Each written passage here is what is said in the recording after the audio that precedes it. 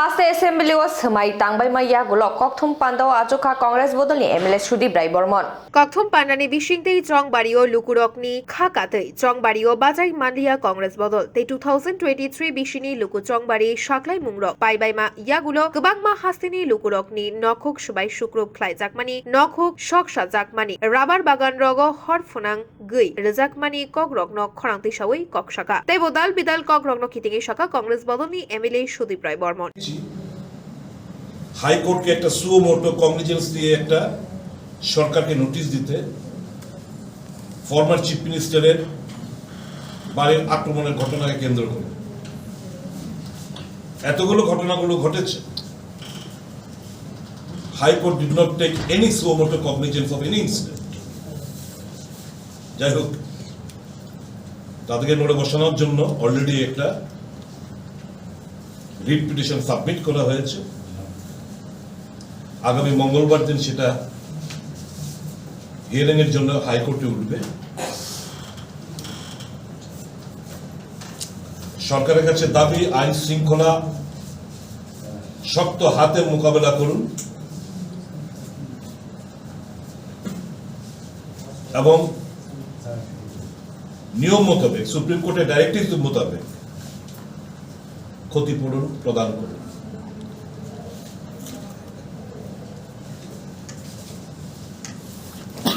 নিয়ে অনেক কিছু বলার রয়েছে কিন্তু আমি বলবো না এই কারণে যেহেতু যুদ্ধটা হেরে গেছি এটাকে রিওয়াইন্ড করা যাবে না গত মাসের অর্থাৎ ফেব্রুয়ারি মাসের 16 তারিখের আগার পজিশনে নিয়ে যাওয়া যাবে না ভবিষ্যৎ রাজনীতি এবং যেহেতু যুদ্ধ জারি রয়েছে ভবিষ্যৎ রাজনীতির জন্য অনেক সত্য কথা এই মুহূর্তে না বলা উচিত বলে মনে করি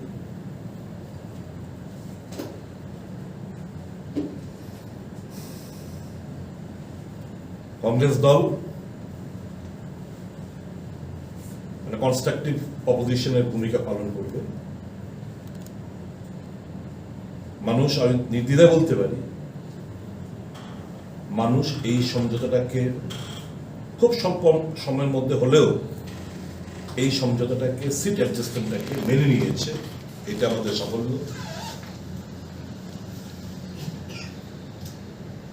হিডেন এজেন্ডা ছিল বলে এটাকে আমরা রূপ দিতে পারিনি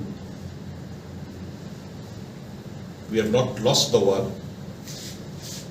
যুদ্ধ জারি রয়েছে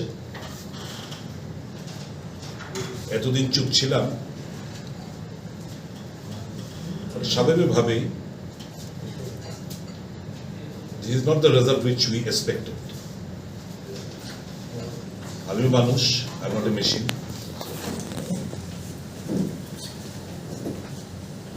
এটা চেয়ার দেন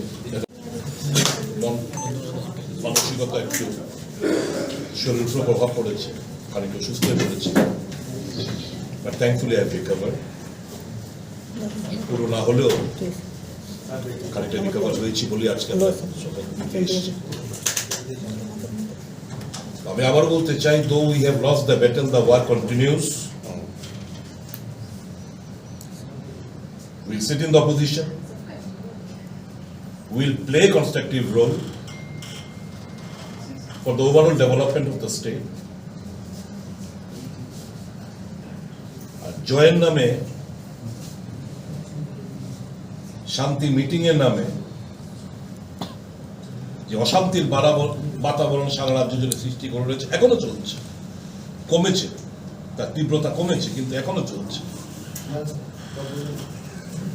সরকারের কাছে আমাদের দাবি থাকবে ইমিডিয়েটলি অনেকে এজাহার করতে পারেনি ইমিডিয়েটলি তাদের ক্ষতিপূরণের ব্যবস্থা করুন ঘর বাড়ি জ্বালিয়ে দিয়েছে রাবার বাগান পুকুরে বীজ ঢেলেছে রাবার বাগান পুড়িয়ে দিয়েছে তারপর